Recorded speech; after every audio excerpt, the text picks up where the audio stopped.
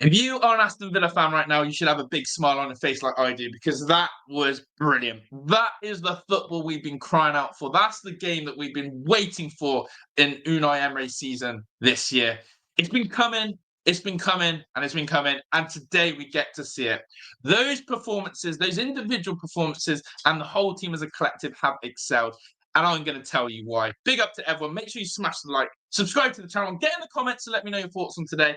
Are you still someone who sees this as a negative today, or are you all positive? Because for me, I'm gleaming from ear to ear. So much to talk about, so much to be happy about, and let's get straight into it. First and foremost, FA Cup. We're through to the next round, and that for me is so important. I said in my last reaction, if we beat Spurs, I can see us going far and deep into this competition. And why not? I'm believing in us. I really am.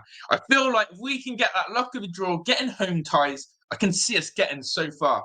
So first and foremost, I'm going to sit here again, Villa fans, and say, without even knowing the draw, there's a feeling in me that an FA Cup final is awaiting for us. I really do believe that. Second of all, the new signings impact FC. You hear about new manager bounce, new signing bounce. Wow. Did you see the elevation of Asensio and Rashford to the players' aura, to the players' belief, to the quality that we had on display? The way Rodgers and Asensio were linking up was ridiculous. The way Rashford just thought, do you know what? It's my time to shine. I'm going to drop my shoulder. I'm going to get at players. I'm going to make things happen. And then all of a sudden, we see more of a level to Leon Bailey's game. We see Jacob Ramsey raising his game. And Donyell Marlin as well now knows he needs to fight for his spot. This is what that January transfer window has done. It has created competition, it has created quality, and it's created an aura at Aston Villa. Because seriously, if you've got an eye test, you will know the difference in that second half. Now, you could be here and you could be sat here and go, but Josh, this is one of the worst, dustiest Spurs teams I've ever seen in my life. Correct. They're awful. Where the hell was that Spurs midfield in the first half, by the way? It just allowed Rodgers to have a free day in there, a free roll, drop his shoulder, turn, happy days. But you also got to say that they still have good top international players in there, good experienced Premier League players in there, and we had to do what we had to do. No doubt about it. The scoreline 2-1 does not even give this game justice. It should have been 5 or 6-1. And that would be the criticism of today. The players like Jacob Ramsey could have had a hat-trick. Players like Leon Bailey had chances. And, of course, there was a few other half ones as well in there. But believe me, when I'm seeing my team create chances like that today, I'm coming away positive. I'm seeing the bigger picture now. I'm not looking at the small term, I'm seeing the bigger picture, because if we can do that week in, week out, if we can get players in those positions, if we can move the ball as quickly as we did on transition, then that is going to give us the best signs going forward and be a lot more ruthless attack. I've been sick and tired of seeing Villa build up slowly. I've been sick and tired of seeing no speed on our front line. And all of a sudden, everyone looked like they were on nitro. Everyone looked like they had rockets up their ass and were absolutely flying. And I'm excited. Yes, on another day, if we were playing an opposition and it was a closer scoreline, Ramsey chances would have haunted us. But I'm telling you, getting in those positions the way we did today is a massive positive. I also think as well, John McGinn, back in that double pivot. For me, I've sat back and gone, it's the only place McGinn can play now. I don't want to see McGinn as a 10. I don't want to see McGinn high and wide. McGinn's role is in that double pivot and only that role. If he can't get in ahead of Kamara and Tielemans, he goes on the bench. But right now, with our centre-back crisis, McGinn and Tielemans going forward have to be in that double pivot. That's what I want to see. I also want to shout out Garcia. What another great game from him today. I saw something in him against Wolves away, and he got hooked at half-time. Today, we got to see the full picture. We got to see a player who going forward looks really comfortable, really confident. But he goes forward with purpose. And there's an understanding, I believe, on that right-hand side that him and Bailey was trying to create. I really like what I've seen from Garcia. And I think that if we can continue with that, then brilliant. Emi Martinez, wow. How grateful are we? The difference today was the goalkeepers as well. We played our number one, the world's number one. He makes world-class saves. Spurs play their dusty, under 15 keeper who has a howler in the first minute and continues then to put nerves into that Spurs back line.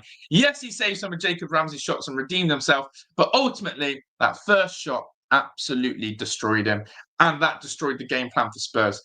That's why you play your number one in the cup. That's why Unai Emery is taking this seriously, because he's played the right goalkeeper today. And praise the Lord as he's done that. But that save that he's made on Heung-min Son, Unbelievable. Unbelievable save.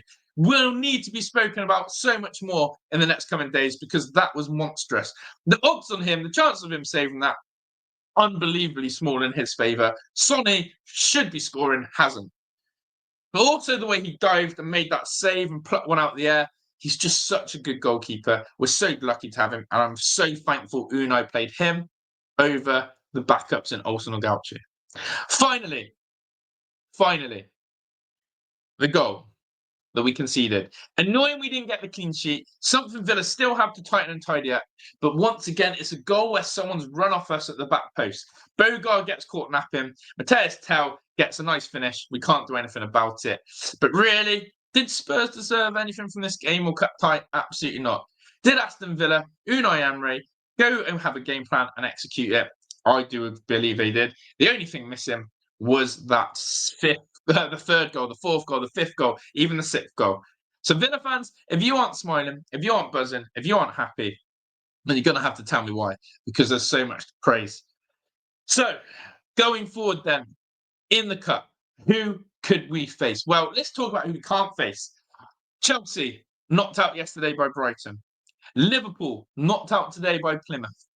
Arsenal, knocked out by Manchester United.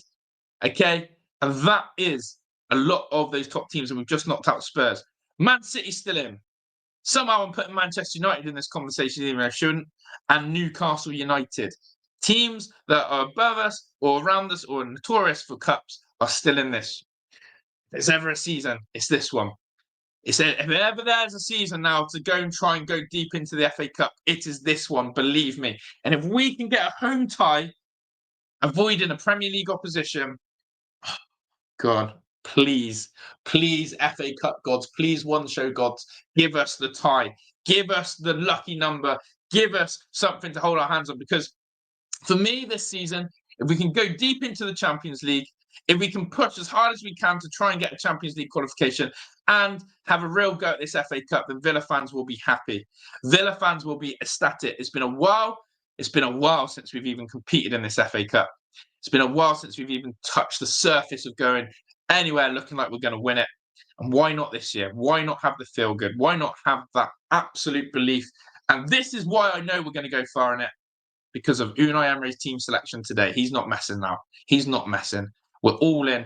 And all we need to do now is back this up with a win against Ipswich at the weekend. This FA Cup tie against Spurs has fell really nicely in the right place at the right time.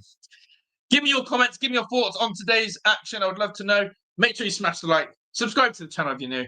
And just enjoy that we're through to the next round and bring on the FA Cup draw tomorrow.